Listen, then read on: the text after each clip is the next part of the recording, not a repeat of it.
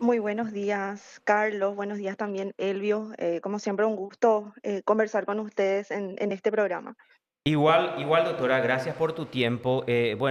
Primero podemos hablar de esa acusación contra Alexandre, si nos podés resaltar los hechos punibles por los cuales fue acusado y reitero lo más resaltante dentro de esa acusación que tiene creo que 205 páginas, algo así, si no me equivoco, pero más de 200 páginas tiene esa acusación. Sí, bueno, tiene exactamente 204 páginas. In extenso se ha expuesto cuáles son los hechos que se atribuye que se han logrado confirmar dentro de lo que es la hipótesis inicial del Ministerio Público. Este proceso, esta etapa preparatoria en relación a Alexander Rodríguez Gómez ha logrado cumplir en el sentido de acreditar todos los elementos del tipo objetivo como el tipo subjetivo, y en particular ha sido posible en este caso puntualmente a través de un informe de cooperación internacional. Realmente, en el caso puntual de Alexander Gómez, si bien se detectaba una operación inicial particularmente desarrollada en una entidad bancaria en relación a un bien inmueble que pertenecía y que incluso tenemos información concreta de que además de haber sido proveniente del narcotráfico, fue utilizada para y los fines, ¿verdad?, de una estructura criminal. Ese evento en particular que nos permitió en su momento identificar a Alexander Gómez como una persona vinculada a la estructura de Jarvis Jiménez, fue lo que nos llevó a poder establecer líneas investigativas que finalmente no solamente permitieron confirmar la intervención del mismo para la adquisición y todas las conversaciones y las tratativas que el mismo realizaba por fuera del sistema bancario con otras personas que no eran parte del sistema bancario para adquirir esa propiedad.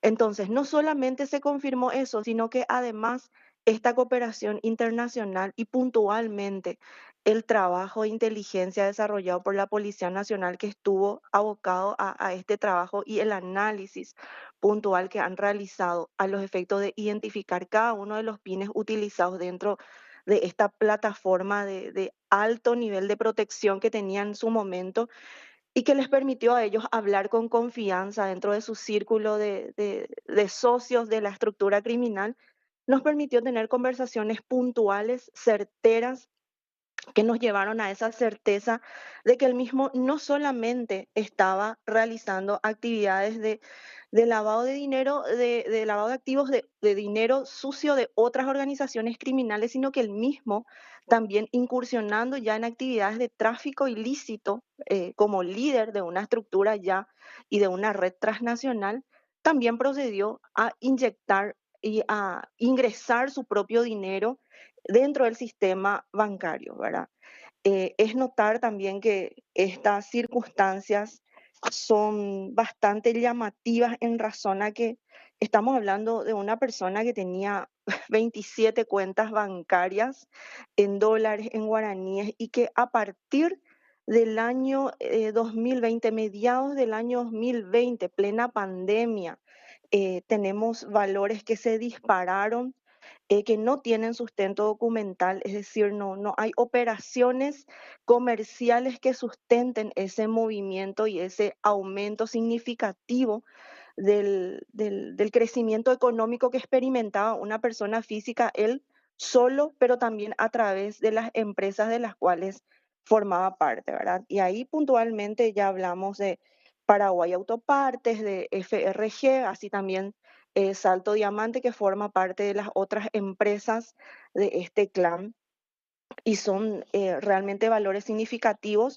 pero sobre todo la importancia de esta acusación es que desnuda un poquitito, para no decirlo de otra forma, desnuda cómo realmente pareciera ser que las debidas diligencias o el cumplimiento de normas a veces resultan no ser suficientes, porque finalmente hay personas y hay casos como esto en donde nosotros observamos que igualmente el dinero ilícito se logró ingresar a través de operaciones que son usuales dentro del sistema bancario, dentro del sistema financiero, y se logra inyectar. Entonces, vemos un caso como este en donde finalmente son situaciones de una trayectoria vinculada al ganado, de una red familiar o una familia que estaba vinculado al ganado en un sector claramente vinculado también a esa actividad, una notoriedad también a raíz de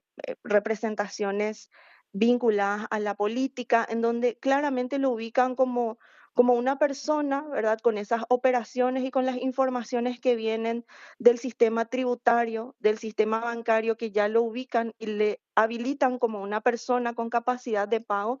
Y finalmente, dentro de esas actividades lícitas se logra ingresar capital ilícito o dinero ilícito, ¿verdad? Proveniente de actividades ilícitas. Sí, ahí, Y sí, te sí, escucho, doctora, te escucho, igual y muy bueno, atento. y en ese sentido es bastante puntual nuestra acusación en relación a él, Carlos, porque realmente en las actividades de tráfico hemos detectado que él no solamente financiaba las operaciones, o sea, acá no estamos hablando de una persona que entregaba dinero para que pueda llegar cierta sustancia prohibida de un lugar a otro. Estamos hablando de elementos de convicción que señalan con certeza y hoy el Ministerio Público sí lo puede hacer en ese nivel de lenguaje, hablar con certeza de que él mismo no solamente era parte de una estructura y tenía vínculos con otra estructura, sino que lideraba operaciones desde la zona de producción. Se han identificado incluso viajes hasta el territorio boliviano a través de incluso utilización de aeronaves para concretar operaciones de envío hasta el territorio brasileño. Incluso se identificaron operaciones vinculadas a él y todo esto gracias a las conversaciones o a la información que fue proveída por Skype y puntualmente mediante la cooperación francesa y en ese sentido, estas conversaciones además se han permitido, o sea, se ha logrado vincular a conversaciones también extraídas de la evidencia digital que forman parte de los dispositivos celulares, ¿verdad? Recordarás que teníamos información extraída de los dispositivos celulares, principalmente del ya hoy fallecido Eulalio Gómez, y toda esa información que se encontraba en el SkySC que estaba de alguna forma cubierta por esa confidencialidad, por ese sentido de protección que ellos sentían para conversar a través de esa plataforma, habían ciertos comentarios que logramos identificar en la utilización de WhatsApp, ¿verdad? Y eso se permitió confirmar no solamente la identidad, sino la realización de actividades con datos y fechas y se pudieron vincular a las cargas que incluso, otra vez, por eso te señalo el exhaustivo trabajo de inteligencia de la Policía Nacional, que se pudo vincular también a publicaciones que están en fuentes abiertas. Entonces, todo este cúmulo de elementos señalan sin lugar a duda la participación, como así también la existencia del hecho y sobre todo la propuesta jurídica que hacemos se enmarca no solamente en lavado de activos, sino también en los hechos punibles de la ley de drogas que tienen una mayor importancia por la violación de bienes jurídicos y también por el marco penal, obviamente que es mucho más elevado. Sí, así mismo es, bueno, y esas, primer punto, hablaste de 27 cuentas bancarias. Hablaste de Sí, una suerte de relajamiento y eso se evidencia en el control antilavado, en el cumplimiento de las normas antilavado, no solamente en este caso, justamente le decía anoche a tu colega Arriola, doctora, en el caso de Ramón González Dar también, ¿verdad? Pero eso, lo que quiero preguntar concretamente, en esas 27 cuentas bancarias, ese salto económico que tuvo, en qué periodo se da y de cuánto a cuánto, si tenés algún monto estimativo, por ejemplo, acrecentó eso. sí, bueno, puntualmente te digo, desde en mediados de 2020, o sea, estamos hablando más o menos julio, agosto del 2020, donde nosotros constatamos un experimento, un aumento económico. Esto realmente una explicación técnica del por qué o cómo esto logró hacerlo, lo tendría que exponer a través de los cuadros que tenemos en el requerimiento conclusivo. Pero puntualmente sí te puedo decir de que hubo un crecimiento económico que va mucho más allá del 50-70% de lo que significativamente él había informado en el periodo anterior, es decir, en el 2019. ¿Cómo se observa eso? A través de un aumento significativo, ya sea por préstamos que habían realizado, préstamos que eran pagados en un tiempo no tanto, o sea, por decirlo así, inmediato, ¿verdad? Pero esos préstamos y esos pagos iban aumentando su perfil económico. Luego, la identificación también de descuento de cheques, operaciones de descuento de cheques que nuevamente iban aumentando el perfil en relación al movimiento económico que tenía Alexander. Y son operaciones que además, dentro de lo que es sumas debitadas y acreditadas, tienen como muy poca diferencia entre un monto y otro, pero eso iba en aumento, ¿verdad? Es como que tenía una cierta cantidad de actividad en cuanto a realización de préstamos débitos y esas operaciones enseguida eran acreditadas, nuevamente eran utilizadas a otro destino, ¿verdad? Y eso se expone y se evidencia en todos los gráficos que hemos establecido en el requerimiento conclusivo de año por año, operación por operación y cuenta por cuenta, ¿sí? ¿Por qué lo hicimos de esta forma? Porque realmente el análisis global únicamente es posible a partir de la identificación de cada cuenta y de cada operación. En ese sentido, cuando usas sobre todo la cuestión de relajamiento, ¿verdad? Particularmente lo que nosotros hemos detectado en realidad es que están las normas para analizar, por un lado, la capacidad de pago o análisis de riesgo que representa el cliente en las operaciones para acceder a un producto financiero, bancario. Pero por otro lado están el análisis o el cumplimiento de las diligencias a los efectos de prevenir o prevención de lo que significa el lavado de activos. Hemos detectado, ¿verdad?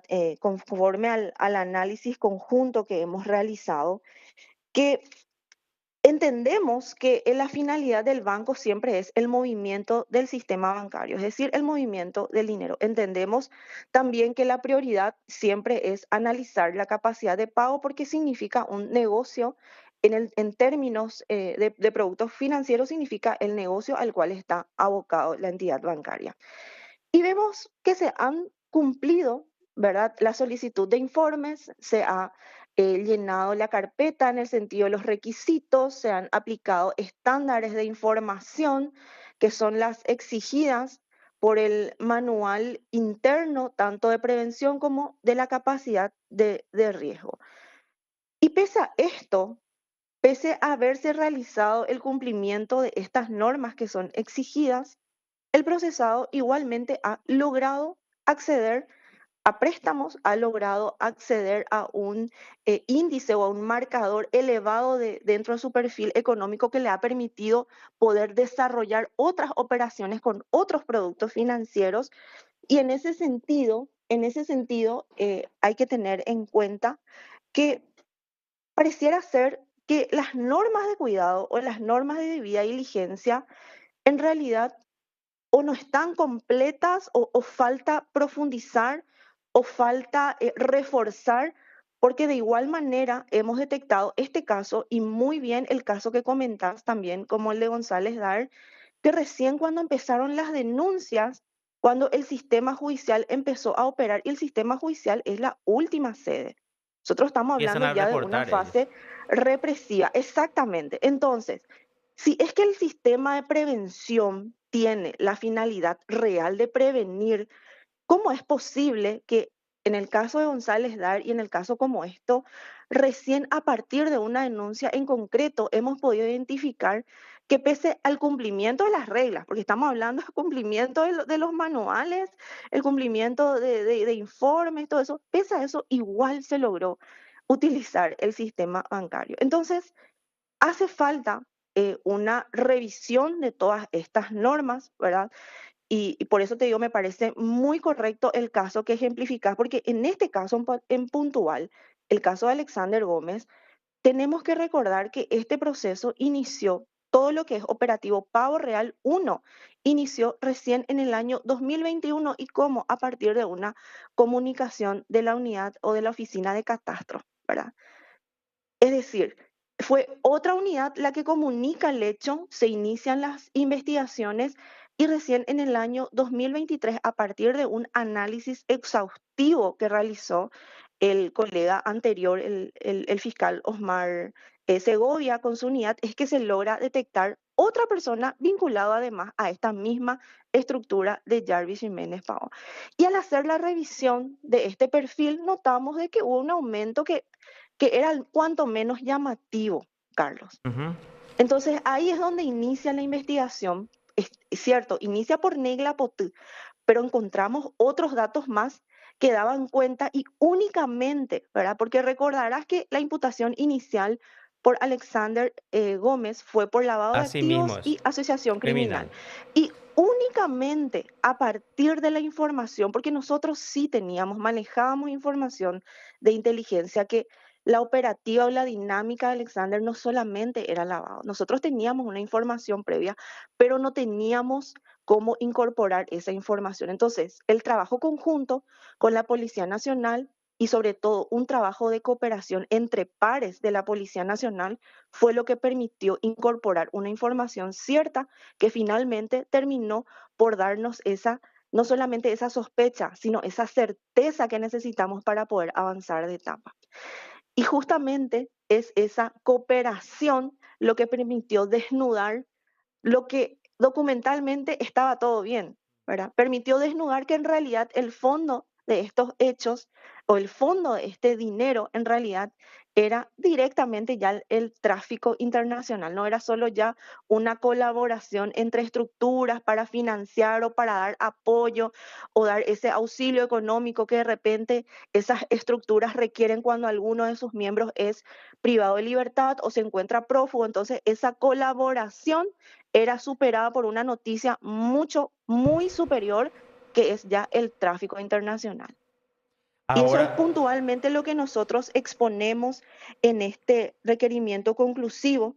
Nosotros estamos hablando puntualmente de una persona que utilizó el sistema bancario para inyectar capital ilícito, pero no solamente esto, utilizó además casas de cambio vinculadas al señor Cabreira, hoy fallecido, a través de tokens, ¿verdad? Que nosotros identificamos a partir incluso de la colaboración de otro procedimiento anterior que estaba vinculada al procedimiento de la Casa de Cambios Panorama, pudimos identificar, vincular y esto fue además lo que permitió identificar y acreditar la identidad de Cabreira como la persona que era la que constantemente colaboraba en términos de pagos, todo lo que era pago de operaciones, tanto para transporte de personas como transporte de sustancias prohibidas, y era a través de la utilización de este sistema de pagos. Entonces, esos elementos, o sea, tanto lo resuelto, el resultado del procedimiento anterior, más la información a la cual accedió la Policía Nacional mediante cooperación entre pares, ¿verdad? Con sus pares de Francia, esto nuevamente contrastado con la información resultante de la extracción de datos de WhatsApp, sumado a su vez con los resultados de las fuentes o las informaciones que están en fuente abierta, confirman los hechos. Es más, se pasaban los links de las noticias de las cargas que caían en territorio brasilero y que era vinculada a esta estructura. Es por eso que se logró construir todos los hechos y ciertamente fue un año de investigación, ¿verdad? Los 6 meses de etapa ordinaria sumado a los 6 meses de etapa extraordinaria, los que dieron cuenta y los que permitieron llegar también a esta conclusión. La complejidad del caso estaba realmente señalada más bien por la dinámica de los bancos, ¿verdad? Al hablar de 27 cuentas bancarias, imagínate el caudal informativo que se cuenta de todos estos bancos y sobre todo por la disponibilidad de la información, ¿verdad? Tuvimos que realmente la coordinación de este equipo fiscal tuvo que reiterar en diversas ocasiones el cumplimiento de la información requerida y en los términos de la información requerida, ¿verdad? Para poder completar el análisis y que se expone, ¿verdad? Eh, por señalarte, estamos hablando del año 2020, por ejemplo, por decirlo así, montos de 71.000 millones en conceptos de cuentas debitadas y luego en crédito, un monto muy similar, muy cerca, que es de 73.000 millones, por ejemplo. Entonces, estamos hablando siempre de montos que fueron significativamente superiores años por año en relación a una comparativa del año 2019, que fue más de los 5.368 millones, y luego el exponencial crecimiento que fue al 2021, de 105.000 millones en débitos y 103.000 millones en créditos. O sea, hay un aumento significativo, hay un aumento que responde a operaciones que no están documentadas, que no están informadas, y ahí también o sea, ahí también está la información disponible en la SED, ¿verdad? A partir de las declaraciones que hace la persona física, como también las empresas de las cuales formó parte, ¿Qué declaraciones a ellos la hacían hoy de ahí en la NIT. SED? ¿Cómo? ¿De dónde sacaban esta cantidad de plata? ¿Qué declaraban ellos ante la Subsecretaría de Estado de Tributación? Ellos declaraban operaciones normales vinculadas a la actividad de ganadería. Eso es lo que se declaraba. Y, Ahora, estas declaraciones, ¿verdad? De ganadería, nosotros también tenemos incorporado que la DENIT, por su parte, ¿verdad? Hizo posteriormente una investigación del análisis de correspondencia de estos proveedores o de estos clientes que eran declarados en su dinámica, que no se ajustaban tampoco a los hechos reales, ¿verdad? pero Entonces eso estos son forma todos, parte en realidad de una investigación independiente. pero son posteriores ya al trabajo de ustedes. O sea, Posteriores, eso es lo que Carlos. llama la atención. Cuando nosotros Sí, pequeños contribuyentes, o sea, no te dejan en paz, te envían, usted será, vos le hacer una rectificación de 1 millón, 2 millones. Usted será totalmente. objeto. Yo digo esto porque permanentemente nosotros recibimos, y en el tema de los bancos también, porque todos tenemos una cuenta, porque a través de los bancos se maneja todo, ¿verdad? Entonces ellos tienen tu perfil y cuando vos depositas, no sé, $4.000 más, por decirte, no sé, vendí mi camioneta y mi perfil era Sí, de $5.000. Entonces, venga claro. acá, ¿de dónde sacó usted los $4.000? Y tenés que llevarle tu contrato con o el escribano, el contrato privado y decir, este es producto. Y como cuando hay tanta cantidad de plata, o sea, evidentemente acá entonces que no hubo alerta, nunca el sistema financiero o las entidades financieras o las entidades bancarias alertaron entonces de estas operaciones sospechosas a la superintendencia de bancos. Ahí justamente a eso quería llegar, ¿verdad? Son todas posteriores a este proceso, ¿verdad? Todas posteriores a este proceso iniciado. Y hablo de este proceso fiscal, penal, llevando siempre al aspecto judicial, investigaciones posteriores, ¿verdad? Sí. Y ahí es lo que ocurre, lo que vos decís, ¿verdad? Pues yo comparto esa situación, ¿verdad? Vos vas a una entidad bancaria o a una cooperativa, querés pedir un préstamo y te piden hasta el certificado de nacimiento, ¿verdad? Sí. Entonces, eso, eso es lo que ocurre en el día a día con el común de los mortales. Pero ¿qué pasaba con Alexander Gómez? Él llegaba con un perfil transaccional muy alto, Carlos. Entonces, con cada operación que él solicitaba, esto iba elevándose, entonces nunca salía de su perfil. Mm. No sé si Que sí estamos entiendo. logrando comprender. No entiendo Entonces, porque tu perfil, para que la gente no entienda, o sea, yo voy depositando, por ejemplo, tengo un perfil de $5.000. Y claro, voy después aumentando y depositando más en mi cuenta y justifico, no sé, puede ser con papeles o declaro ante la SED y voy coordinando entre lo que ingreso y mi egresos. Entonces el así banco se da mismo, cuenta y dice, bueno, ahora te vamos a aumentar tu perfil a $10.000, porque acá exacto. coincide tus declaraciones juradas, porque te piden ellos tus Sí, declaraciones juradas de que vos estás pagando más impuestos, de que tenés más ingresos. Entonces, de esa forma él fue aumentando entonces su perfil. así mismo. Bueno, y eso es lo que ocurría con él. Él llega ya con 27 cuentas bancarias, con un perfil transaccional alto y bueno, la propiedad que él pretende adquirir está dentro de los parámetros, ¿verdad? Se hace un análisis de riesgo, cumple con los requisitos.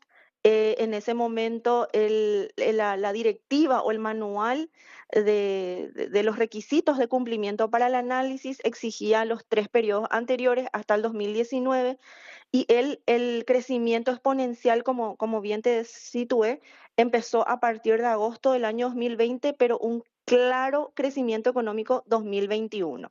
Es decir, esta operaciones que fue la quien lo alertó, ¿verdad? Dentro, o sea, dentro de lo que es nuestra investigación, Pavo Real uno, que es la adquisición de Negla Potú, finalmente fue un hecho pequeño que terminó desnudando toda la coordinación y el trabajo que él había realizado dentro del sistema bancario, pero también dentro del sistema tributario. ¿Por qué? Porque su perfil tenía que coincidir con lo que él estaba informando a la autoridad central dentro de lo que es el control tributario, ¿verdad? Entonces, él llegaba con un perfil transaccional alto, entonces, lógicamente, este bien inmueble, él estaba en condiciones de adquirirle. En ese momento, en el año 2020, recordarás que la persona al cual estaba, que era su padre, no era todavía una autoridad pública, todavía no era una persona políticamente expuesta, ¿verdad? Entonces, el estándar o la rigurosidad en cuanto al control otra vez era menor, ¿verdad? Entonces son todas situaciones que en conocimiento ellos utilizaron para favorecer un elevado perfil transaccional y sobre todo poder seguir operando, ¿verdad? Y ante un llamado de atención, ante una circunstancia, ellos lo cumplían inmediatamente para poder seguir manteniendo ese perfil transaccional. Entonces, ahí es lo que digo, realmente estamos teniendo nosotros normas de prevención que permite conocer realmente cuál es la dinámica o la operativa o la caracterización real. No solamente estamos hablando del cliente, sino de las operaciones que realmente está realizando y puede ocurrir, como ocurre en este caso, operaciones lícitas, sí, de ganadería, pero que nosotros hoy detectamos que el principal motor o de inyección económico realmente venía de otro lado. Entonces, es necesario evaluar ese pronóstico porque ya en sede prevención, o sea, en la fase preventiva, si esto no se logra detectar, porque existe cumplimiento de las reglas a las cuales están obligados los sujetos de las entidades, o sea, los sujetos obligados de las entidades bancarias, si ellos cumplen esto y a esto aún así no se logra detectar, entonces llega a una esfera judicial donde nuevamente estamos de alguna forma encerrados a analizar ese cumplimiento de reglas. Y si es que ya en una fase preventiva logró avanzar en esas condiciones, entonces en esfera judicial, por el principio de legalidad, si no existe un incumplimiento de las normas, mal podría nosotros en este estadio ya atribuir una negligencia por algún incumplimiento si las normas están cumplidas. Ahora, desde nuestra óptica, vemos y constatamos que definitivamente esto no han sido suficientes, ¿verdad? Este establecimiento, Carlos, estuvo no solamente ligado a Jarvis Jiménez antes del 2016-2017. Estamos hablando de un establecimiento que fue utilizado para la estructura criminal de Jarvis. En el año 2017 hubo un operativo, un allanamiento fiscal que permitió identificar que las pistas de este establecimiento eran utilizadas por esta organización. De Ahora, ese procedimiento no consta un requerimiento ni una medida cautelar de aquella época en mm, relación a este bien inmueble. Entonces, más allá de eso, la recepción de este inmueble que lo realiza el banco en el marco de un producto usual, que así lo ha calificado también los técnicos, ¿verdad? Eh, Desnuda que finalmente no se ha podido, igualmente pese al cumplimiento de las reglas, no se ha podido advertir, esa situación pasó inadvertida. Entonces, igualmente se ha logrado establecer un producto, se ha logrado concretar un producto financiero, un producto bancario en la recepción de un inmueble que ciertamente no tenía ninguna medida cautelar, no tenía ninguna medida registral y únicamente se logra conocer que el origen y la utilización de esto a partir del año 2021, cuando la oficina de catastro denuncia. Y nuevamente te digo, en el año 2023, que gracias al trabajo del colega anterior, se pudo identificar este establecimiento como parte de los bienes inmuebles de esta estructura. Y Ahora, ahí se pudo colectar la información. ahora, y ahí te quiero preguntar cuando decís, porque ahí estamos ya ahí entrando en el otro campo en donde se Sí, pidió el sobreseimiento, cuando aparece formalmente que se cumplieron, porque formalmente aparecen, ¿verdad? Yo te así digo mismo. esto atendiendo mi experiencia, porque en su momento hice la investigación de este lavado de dinero de 600 millones de dólares, caso Forex. Y ahí aprendí muchas cosas, por eso manejo algunos términos. Y a ver, las entidades financieras tienen cómo detectar todo, hasta posiblemente la producción de documentos. En ese caso específico, en donde fueron condenados hasta gerentes, porque no se llegó a los directores, porque hay un estándar, hay todo un comité de cumplimiento en cada entidad bancaria. Y el comité de cumplimiento está integrado por dos directores. En este caso, de lavado de dinero, digo, de Forex. Lo que se hacía era que las casas involucradas supuestamente importaban y vendían mercaderías en forma extremadamente abismal e importante. Sin embargo, tenían un depósito de 4x4. Entonces la pregunta, ¿el oficial de cumplimiento verificó, por decirte, a ver, el potrero de Carlos Benítez, a ver si efectivamente podía vender 5.000 ganados vacunos o podía vender 5 ganados vacunos? Carlos puede vender 5 ganados vacunos porque su potrero está hecho así. Entonces, por eso es lo que no sé, esa parte no sé, ¿verdad? O sea, vos me decís, se cumplieron formalmente en los papeles, pero al ir verificando eso, porque reitero, yo por mi experiencia que tengo, entonces en ese sentido también es lo que quiero decir y por todo este tema que te estoy señalando, el cumplimiento formal. ¿Cómo entendemos el cumplimiento formal? O sea, viene Carlos y declara que vendió 20.000 ganados vacunos. Entonces, ¿cómo él justifica y cómo hizo el oficial de cumplimiento para verificar todo eso? Porque del oficial de cumplimiento pasa a un estándar superior y pasa hasta un comité de cumplimiento que tienen las entidades bancarias, ¿verdad? O sea, son instancias en donde se van verificando todos estos temas. Sí, así mismo, Carlos, mira, te cuento que justamente las manifestaciones que estás realizando forman parte también del análisis que en su momento se hizo en este equipo de trabajo con distintas personas, ciertamente, ¿verdad? Pero fue el análisis que realizamos antes de formular la imputación fiscal que se formuló en relación a los directivos del banco, ¿verdad? Porque esos elementos que para nosotros también son inusuales, los que en ese momento nos dieron la sospecha, ¿verdad?, de esa participación. Incluso en su momento hablamos de una participación dolosa al formular la imputación fiscal. Recordarás que en su momento se habló de los términos del artículo 196, pero siempre en el formato o en la forma dolosa, ¿sí? Es decir, en su momento la sospecha que nosotros teníamos como investigadores era que estas personas, por vínculos que tenían, habrían facilitado la adquisición de esta operación en concreto que es Negla Pot. Es decir, ni siquiera era, conforme al análisis que nosotros realizamos del banco, ni siquiera era un préstamo, era una venta que el banco le estaba realizando a Alexander Gómez. Entonces, dentro de lo que es esa operación en concreto, se han solicitado informes, ¿verdad? Y ahí nos encontramos con una situación. Y era una situación también desconocida para mí, ¿verdad? No sé si vos la manejas dentro de tu experiencia, que los manuales de prevención como los manuales de análisis de riesgo son manuales que lo realiza y que lo tiene cada entidad bancaria. Así Es mismo decir, es. los manuales que yo Manuales de tengo procedimiento. como banco A no es el mismo necesariamente al banco B, ¿sí?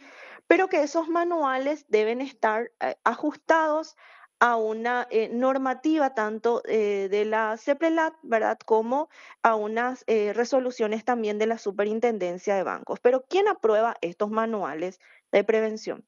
El Consejo Directivo del Banco. Entonces, no existe una, eh, una intervención externa en aprobar o siquiera comunicar, porque yo particularmente hice esa consulta a la unidad de control, si es que externamente eso que aprobó el consejo directivo realmente o se tiene que inscribir o se tiene que comunicar o tiene que ser objeto de una evaluación. Entonces, yo dicto mis reglas y yo luego veo si las operaciones cumplen mis reglas. Mm. Y únicamente cuando existe una operación en concreto, la unidad de control hace una supervisión y verifica si, en primer lugar, esa operación cumple con las reglas de ese banco y ahí si esas reglas del banco cumplen con la resolución que yo control dicto, ¿sí?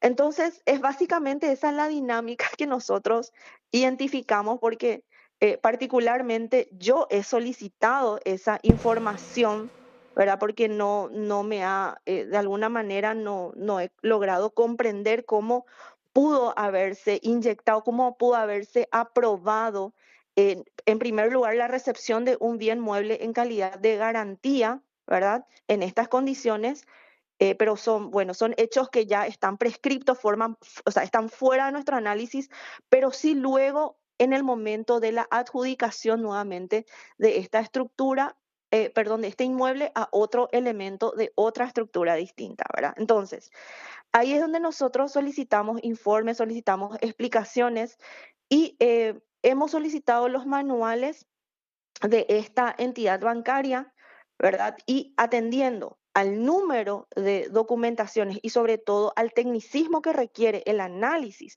en este caso puntual, se solicitó, en primer lugar, completar la declaración de todas las personas que participaron en el proceso, desde el momento de la recepción de la solicitud, o mejor dicho, de la nota o la carta oferta que hace Alexander Gómez a la entidad bancaria hasta la adjudicación final. O sea, todas las personas que participaron han brindado su declaración, han dado las explicaciones y se han agregado las documentaciones, ¿sí? Ahora, ese cúmulo de documentaciones, ¿verdad? Tanto manuales, tanto declaraciones, tanto carpeta de Alexander, tanto informaciones de las otras entidades bancarias que tuvieron a la vista, así como las declaraciones juradas emitidas ante la SED, todo eso fue a una unidad de análisis del Ministerio Público, que es la dirección DAIE, que se llama la Dirección de Análisis de Información Estratégica. ¿Qué es lo que hizo esta unidad? Reverificar. Es decir, nosotros teníamos por un lado que el banco cumplió todas las formas, que incluso hubo una auditoría externa que no señaló nada puntual, incluso hubo supervisiones que no tuvieron a este evento como muestreo. En otra parte tuvimos informaciones de que, bueno, ciertamente se le exigió cumplir con ciertas documentaciones y que ellos terminaron cumpliendo con estas documentaciones. Entonces, este evento en particular pasó inadvertido en el sistema bancario y en el sistema de control, ¿sí? Ahora, ¿qué pasa con la dirección o la DAIE, que es la dirección de análisis, que es la que posteriormente realiza esto? Ellos dicen y emiten un informe que sostiene de que el banco cumplió con todas las formas y que no se detecta ninguna irregularidad. Entonces, tengo yo que formalmente ellos han cumplido con todos los requisitos y con los que su manual interno establece, manual interno que nunca fue objeto de señalamientos, de observaciones, de ninguna índole por las unidades de control. Entonces, tenemos nosotros un informe que viene a establecer que los bancos, que los directivos, que el personal que intervino en todo ese proceso hasta la adjudicación cumplió las reglas. y de un modo tan específico que ni siquiera ha identificado una sola norma de incumplimiento.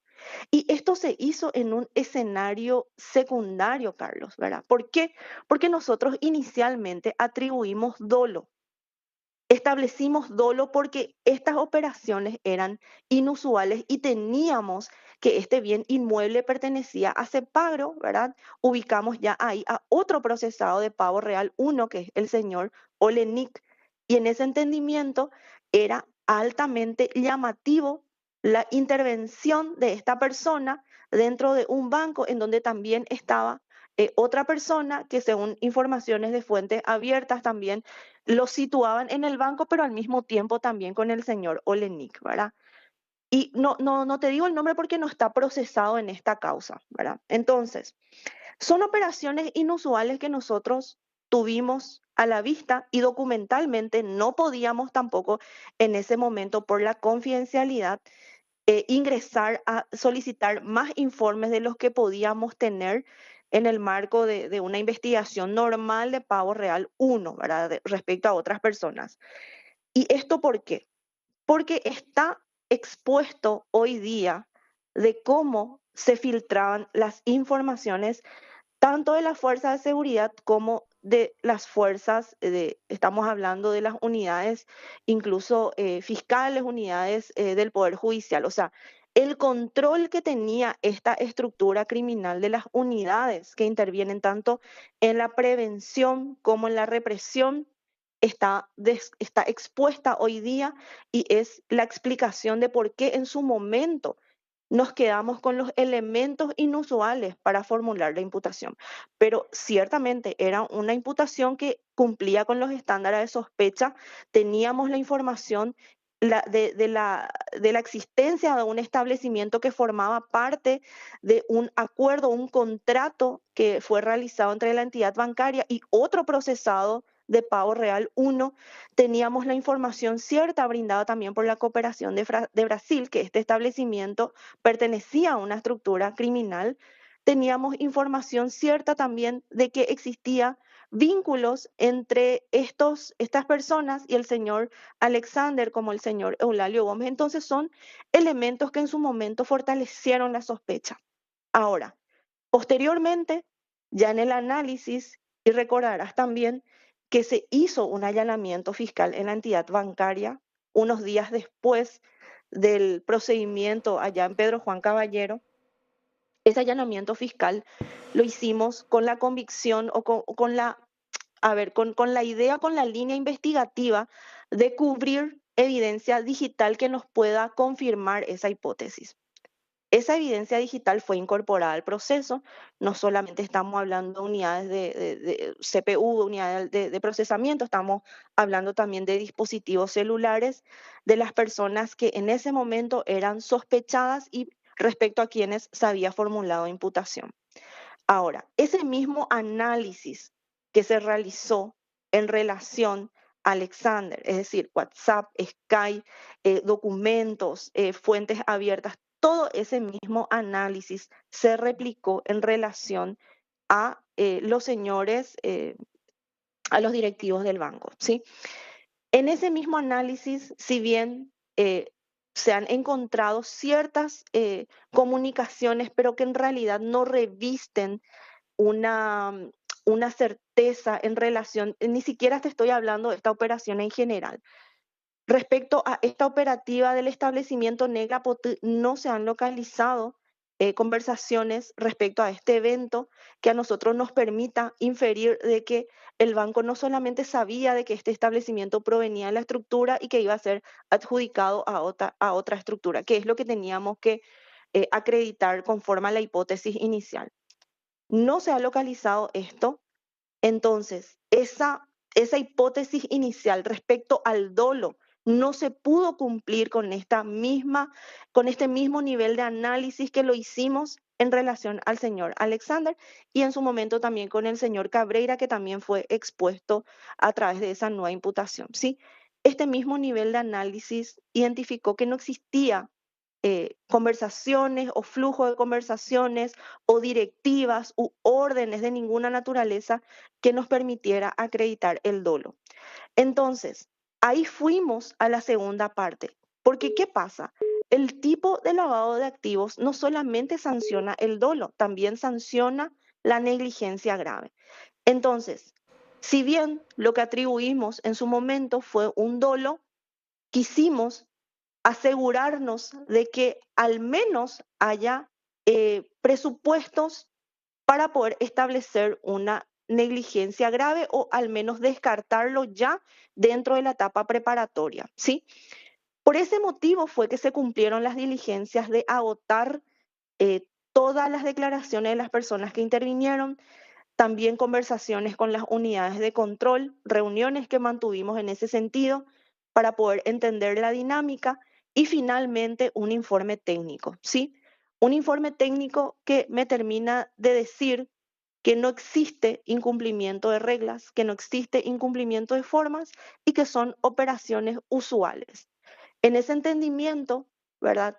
Yo tengo cumplido, Carlos, todos los presupuestos de tipicidad objetiva, pero yo no puedo hablar en una esfera de que estas dos personas al menos conocían que venía de una estructura criminal y que además fue adquirido por otra persona de una estructura criminal.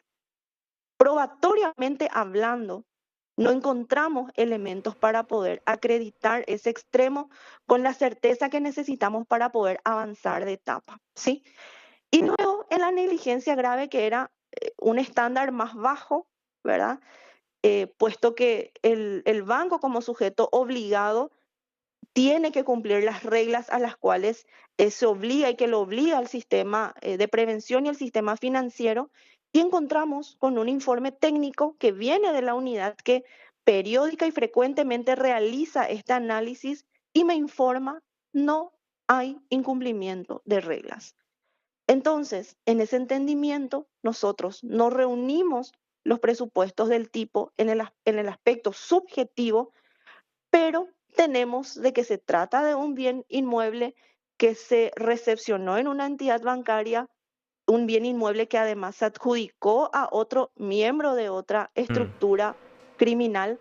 Entonces ahí surge, entonces, ¿qué es lo que debe hacer el sistema de prevención de lavado? Porque yo como órgano acusador estoy obligada a cumplir el principio de legalidad. No Sí, cumplen los requisitos, los presupuestos de punibilidad y en este estadio no tengo alternativas más que proponer este requerimiento conclusivo, ¿verdad? Habiendo examinado todo, porque ciertamente, sí te voy a ser puntual, Carlos, yo particularmente no me quedé con lo informado por mi colega, o sea, por el coordinador de este equipo de trabajo, particularmente me dediqué a reexaminar todo lo que me estaban informando. Entonces, y solicitar sobre todo que se agoten ciertas diligencias antes de formular cualquier requerimiento, sobre todo porque tuvimos un año de periodo investigativo. Entonces, al no haberse reunido esto, necesariamente debemos establecer y analizar cuáles van a ser en un futuro las nuevas bases para una prevención efectiva. De lo contrario, siempre vamos a estar hablando en fase de represión. sí, Siempre va a haber otra vez un caso como el de González Daer, siempre va a haber un caso de Alexander Gómez, si es que en la fase preventiva no logramos detectar estos eventos y si es que la norma en realidad no están orientadas a conocer realmente cuál es la operación real.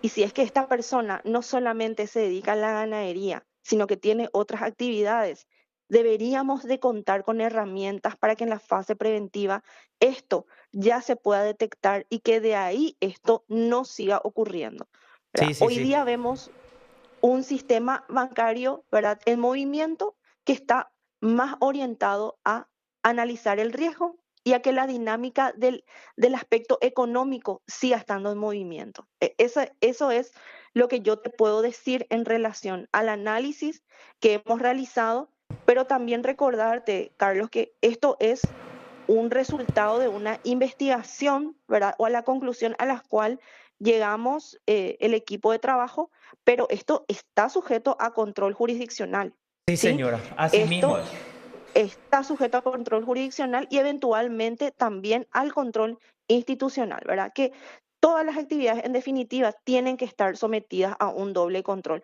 justamente para evitar situaciones como las que se plantean en este caso que estamos llevando a juicio, ¿verdad? O sea, que estamos formulando el pedido para llevarlo a juicio. Ahí te quiero o sea, hacer una acotación. O sea, yo te hablé del caso Forex, que no sé hace cuántos años hice esa investigación, y el sistema de control antilavado era lo mismo. 15 años después o 10 años después, sigue siendo lo mismo. Evidentemente, en eso no vamos a cambiar. Posiblemente quizás haya mejorado un poquitito, ¿verdad? Pero es todo un poder económico. Esto digo yo, no quiero hacer nomás un análisis con relación a lo que vos nos explicaste específicamente en cuanto al tema de Alexandre y de los directivos del Banco Z. Entonces, seguimos en lo mismo, ¿verdad? Y Así no mismo. hay un relajamiento en el control y siempre activan cuando ya interviene la fiscalía o cuando publica la Es- prensa, ¿verdad? sí, Entonces, por otro lado, y te quiero preguntar, porque mencionaste varias veces el informe y también yo vi y resalté hoy justamente en mi publicación el informe el informe que hizo la Dirección de Análisis de Información Estratégica. Porque al sí, parecer, desde mi punto de vista, ese es uno de los elementos fundamentales para que ustedes se basen también en ese pedido de sobreseimiento definitivo, porque ustedes le envían todos los elementos para que la gente técnica haga ese análisis. Y bueno, yo ahí no le conozco a ninguna de las personas y permitíme dudar de ese análisis de la dirección estratégica, sobre todo como le dije a Arriola cuando teníamos informaciones anteriores que hablaba del poder económico y de las maniobras que algunos estaban haciendo con tus superiores. Esto lo digo bajo mi responsabilidad. Entonces, yo no dudo conociendo la gestión de ustedes, pero sí dudo de ese informe de la Dirección de Análisis de Información Estratégica. Porque yo no sé, ese análisis habrá firmado alguien, pero no se menciona a ese alguien o alguienes en el informe de ustedes, o por lo menos en el escrito de ustedes, seguramente en el informe, no sé, firma el director o el técnico que hizo ese análisis. Reitero, yo ahí sí, sí tengo mis dudas. Entonces, que sí, ese es un informe. claro, y entiendo perfectamente tu posición, Carlos, totalmente, entiendo perfectamente. Este informe lo firmaron dos técnicos que son del área, dos funcionarios, la verdad no recuerdo el nombre, pero sí te podría explicar después, no recuerdo el nombre. Son dos personas designadas por la dirección, ¿verdad? A solicitud nuestra, una solicitud que fue también realizada a nivel institucional, porque pasa que teníamos cuestionamientos en relación al cumplimiento o no de reglas, entonces son análisis que escapan, ¿verdad? Nosotros, Así mismo. al no detectar, entonces necesitábamos una intervención de una persona que esté versada en el área, que tenga una formación en el área y son personas que cumplen con ese requisito y han emitido el informe, ¿verdad? Son dos funcionarios de la institución designados por la dirección y concluyen y ellos dan sus argumentos, ¿verdad? Podemos disentir o estar de acuerdo con esto, ¿verdad? Pero en ese escenario particularmente, ¿verdad? Con esa información y con esa conclusión, mal podría realizarse una solicitud diferente porque no solamente no llegamos a la certeza, sino que también excluye, al menos en lo que es negligencia grave, se excluye completamente. O sea, estamos hablando de una certeza negativa a partir de este informe puntualmente que te identifico, ¿verdad? Y por eso nos remitimos a ese informe, ¿verdad?